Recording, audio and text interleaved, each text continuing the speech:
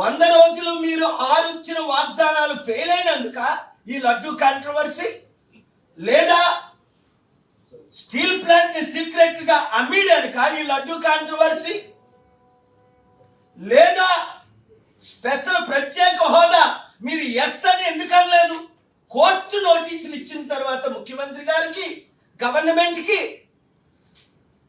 10 సంవత్సరాల నుంచి ప్రత్యేక హోదా వస్తే మన అప్పులన్నీ 6 కోట్ల ఆంధ్రులు బాగుపడతారు, 15 కోట్ల తెలుగు ప్రజలు హ్యాపీ ఫీల్ అవుతారు. దాని గురించి మీరు నోరెప్పుకుంటా, ఫైట్ చేయకుండా, ఢిల్లీ రాకుండా, ధర్నాకి రాకుండా, నాతో కూర్చోకుండా ఏం చేస్తున్నారు? ఒళ్ళు దగ్గర పెట్టుకోండి. దేవుడు క్షమించడు, నేను క్షమించను.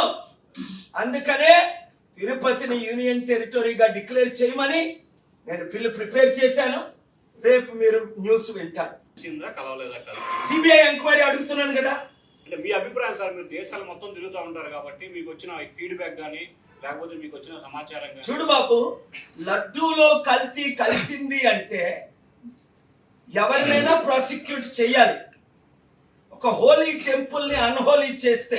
కానీ జూలై 23ని ఆ రిపోర్ట్ వచ్చినప్పుడు నేను చదివాను, టైమ్స్ ఆఫ్ ఇండియా కూడా రిపోర్ట్ చేసింది. ఇప్పుడు వరకు ఎందుకు ఊరుకున్నారు చంద్రబాబు నాయుడు గారు? దానికి ముందు జవాబు చెప్పాలి. అంటే 100 రోజులు మీరు ఫెయిల్ అయిపోయింది డిస్ట్రాక్ట్ చేయడానిక, స్టీల్ ప్లాంట్ ని సీక్రెట్ గా అమ్మడానిక, ప్రత్యేక హోదా కావాలని కోర్టులో ఫైల్ చేయి. కనీసం నేను ఫైట్ చేస్తున్నాను 6 కోట్ల ఆంధ్రుల తరపుని, 15 కోట్ల తెలుగు ప్రజల తరపుని. మీరు ఎందుకు కౌంటర్ ఫైల్ చేయలేదని అడుగుతున్నాడు చంద్రబాబుని, పవన్ కళ్యాణ్ని.